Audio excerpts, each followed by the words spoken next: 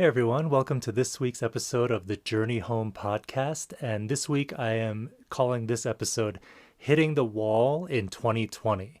And if you notice, I put that phrase, the wall, in quotation marks because I'm using a very particular definition of the wall. I know that we can often use that phrase, hitting the wall, to mean, like a hardship we're facing or a challenge or something or just a hard time.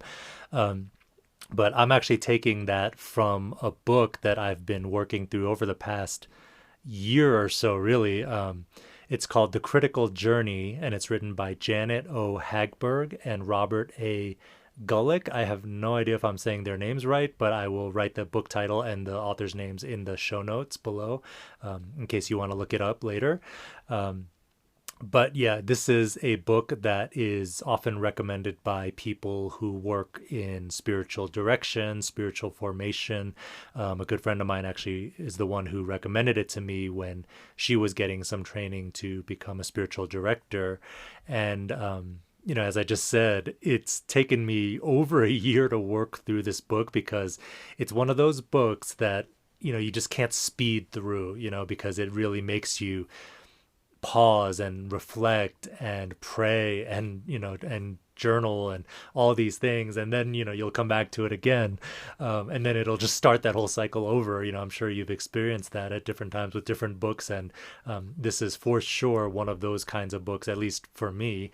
And so the basic premise of this book is that it's about the journey of faith, the spiritual journey, and their basic premise is that there are 6 basic stages in that journey. And those stages aren't necessarily linear, so it's not like you just necessarily go from 1 to 2 to 3 all the way to 6. And one stage isn't higher or better than the other, so it's not like 1 is the lowest stage and 6 is the highest stage. The way that they describe it is, you can be in any one of these stages at any given time, and you can repeat stages. You can go, all kinds of order. And another thing to be aware of is that it doesn't mean that everyone will pass through all of these stages in their life, because some of these stages you can avoid, you can resist, and you can just, never get to some of these stages. But if you're willing, it is possible for everyone to pass through all of these stages at some point in their life. And so I want to just give you a super quick description of each stage. So stage 1, they call it the recognition of God. So that's just that time in your life when you're just beginning to be awakened to the possibility that, there could be a God. There's someone who's bigger than you, who's, outside of you, and, someone who may have even created you, and so you're just becoming aware of that possibility and wanting to pursue that relationship with God. Stage 2, they call the life of discipleship. So that's that time where you're like a sponge. You're soaking up everything. You're learning, you're growing, you're reading your Bible, you're going to church, you're, Bible studies, all these things. You're just growing like crazy. Stage 3, they call the productive life. This is where you're starting to discover your gifts, your spiritual gifts, your talents, and your purpose. What do you think God has called you to do? How do you think God would want you to serve the people around you, serve your church, serve this world? And so that's stage 3. Stage 4, they call the journey inward. And so here's where, and it can happen for a number of reasons, but we start to step back a little, reflect more, ask some bigger questions than you may have asked in previous stages. Things that had seemed clear before maybe aren't as clear anymore. And in many ways, it feels like you're discovering God all over again. And really what's happening is you're just growing deeper in your faith. You feel like you're rediscovering God in some ways. And at the end of stage 4 is what they call the wall. So we will come back to that in a minute.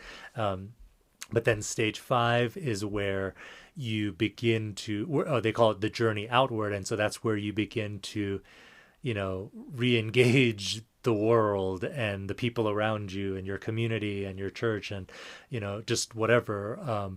But you're doing it with from a place of greater healing, greater wholeness. In many ways, it looks a lot like stage two all over again, but it's different because you're in a different place and you've grown deeper in your faith. And then stage six, they call it a life of love. And so at this stage, it's not that you've achieved perfection necessarily or anything like that, but you have really worked through a lot of issues. You've found an immense measure of healing in your life, and you're really able to just live your life out of that place of love, out of the love of God, compelled by love, as as the Apostle Paul says.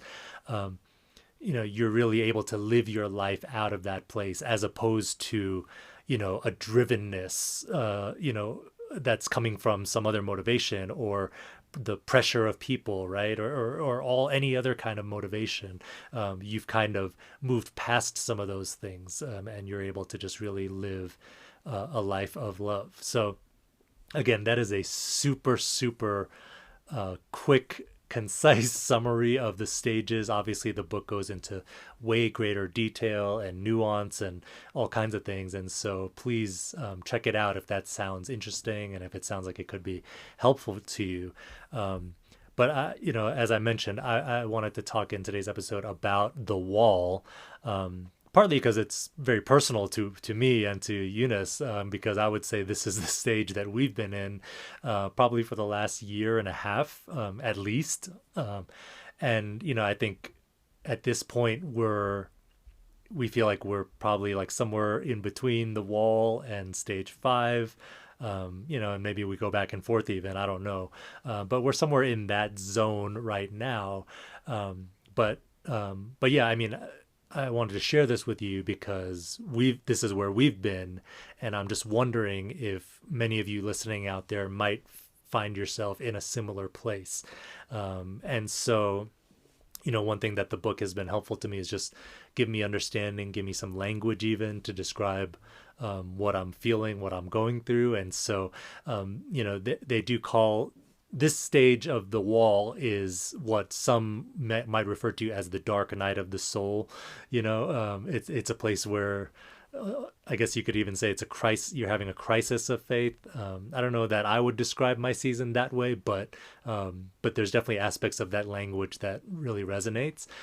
This is a time in your life where you're beginning to lose some of the certainties about life and your faith that you've held on to. It can feel really unsettling and scary, but it's not necessarily a bad thing. But yeah, you do feel like you're letting go of some of those certainties. In that process, you're letting go of any intellectual arrogance that you may have had up until this point, and you're beginning to be more accepting of paradox, of ambiguity, and you're approaching life and faith from a greater place of humility. This is a time where a lot of healing of the soul takes place. They use this phrase, it's where psychology and spirituality converge, because I think there's parts of us that, that feel maybe dissonant or separate or incongruent prior to this stage, but this is a time where the Lord really begins to bring a lot of those pieces together. This is a stage where God wants to give us a deep sense of his unconditional love, and just how he accepts us just as we are. This is a time where we realize that, even though we love God and we've been trying to serve God and know God, we've mixed it with some substitutes for God as well. And this is a time where we begin to recognize what some of those substitutes have been, and we begin to let go of them. They make an interesting point that this stage 4, and then which culminates in the wall, it's very humbling, especially for leaders, because either we like to think of ourselves in a certain way, or the people who we're leading, look at us a certain way. But, I think sometimes we expect ourselves to have it all figured out. And so when we reach a place where we recognize we don't have it all figured out, that can be really scary for us, right? And very humbling, like I said. So yeah, I just thought that was an interesting thought. And then The last thing I'll say from the book, again, these are just some of the characteristics. The book goes into way more detail, but they say that the wall is the least recognized and most avoided stage, right? And, based on the descriptions I've given you, like you can understand why, right? Like it's not easy. This is not an easy place to be. Um, so that's a little bit about the wall, but just a couple of interesting points that I took away from the book just overall. One thing they say is that most of our churches are really built for people in stages 1 through 3, but most churches don't really know what to do with people who are in stages 4 through 6. Um, Now, again, this book was written about 30 years ago, so maybe that's gotten better. I hope that it has, right? Because I think there is a lot more awareness in the church today about, these issues around spiritual formation and, just recognizing that it's not necessarily a bad thing to ask some of these big questions, but I can relate to that, even for me. I don't know that I would have known or even now would know fully what to do with someone in stages 4 through 6, right? Because it's not as clear, it's not as easy, and some of the answers that might have satisfied you in earlier stages, just don't seem to satisfy you now. Um, so yeah, I totally get that. Believe me, I'm not saying that to criticize, any church or any leader, but I just thought that was interesting. And of course, we want to do better, right? Like we don't want people to have to check out of our churches, just because they're reaching, a different stage of their journey and a different stage of their faith. And we want to help people, who find themselves there. And then the other interesting takeaway that really jumped out at me, is that they say most people hit the wall around midlife. Okay. And there's some reasons for that, but there are, certain cases or certain exceptional circumstances which can bring someone to the wall sooner. So again, it's just to be clear, it's not necessarily an age thing, though. In their observation, it tends to happen around midlife, but it's not necessarily a function of how old you are. It's really just a function of what's happened in your life and what the Lord's doing. But some of the things, the exceptional circumstances that can bring you to the wall, sooner, are things like the loss of a job or an illness or the death or loss of a loved one, or like a divorce, or some other really significant life change, and in some cases even trauma. Those things can really accelerate your journey. And, if you just listen to that, those few examples that I just gave you, like that sure sounds like 2020 to me. Obviously, any of those things can happen in any year. But, as we all know, this has been such an unusual year. And, of course, there's all these jokes and, memes in the internet about how, 2020, it's almost like a decade's worth of experiences packed into one year. It's just crazy, the amount of changes and uncertainty and significant losses that people have probably experienced this year. And so when I think about that, I'm really wondering if a lot of people, as we're coming to the end of 2020, are finding themselves at the wall, the wall that these authors have described. I really wonder if a lot of people are finding themselves there. And as I said, this is a stage that is, for most people, is probably the most confusing. It's the place where a lot of people get lost, and they actually make the point that this is the stage where, a lot of people actually give up on their spiritual journey because they are not, finding the certainty that they once found, or the answers that they once found. And because there's not often a lot of people who can help them through this stage, they just either get stuck or they give up. And so, that really breaks my heart because, for Eunice and I, we love helping people at any stage of life and any stage of your faith journey. But I think we really, really have a heart for people who might be in stages 4 or 5 or 6, or, at the wall. Again, because I think that is the place where a lot of people get lost, they give up, they get stuck. And the thing is, the wall, it is a hard place to be, but if we can discern what the Lord might be trying to do, what the Lord might be trying to say to us, it can actually be, the time where we find the greatest healing, and it can really catapult us into a greater depth of our faith, greater dimensions of our faith that we might never have gone to otherwise. And so it's such a critical place, but I think sometimes we don't even have language or understanding of it. And so hopefully what I've shared today has given you at least a little bit of that. And so just as I close this episode, I want to encourage you that if you resonate with what I've shared and you're saying, oh, I think this is where I'm at, it's not a bad thing. It's not a bad place to be. Obviously, I'm not saying the circumstances that may have led you to the wall are good.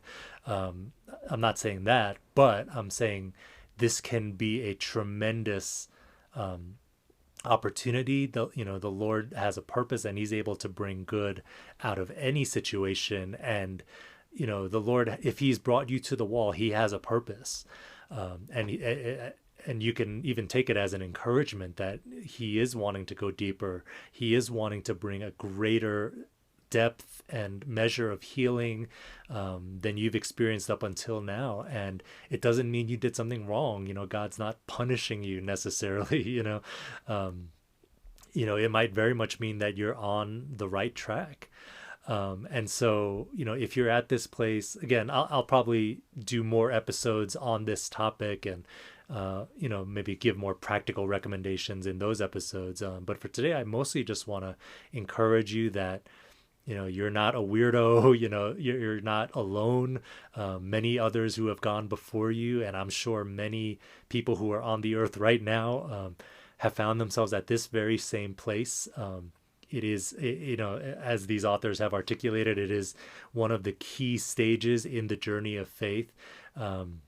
And so there are books out there, podcasts out there, and people out there who would want to help you, spiritual directors, maybe your pastor, or just other wise, people who have gone through similar things and, have a measure of understanding of how to walk through a season like this.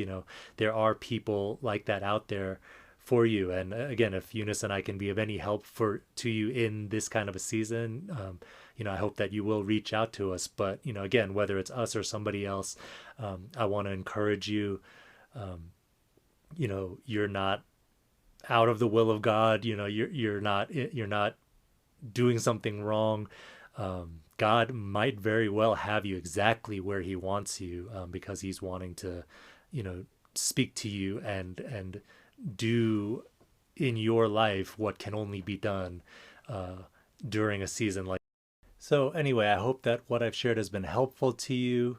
And as I said, in future episodes, I will continue to talk about this some more. But for now, please know that the Lord loves you. We love you. We believe in you, and we bless you in your journey. We'll see you next time.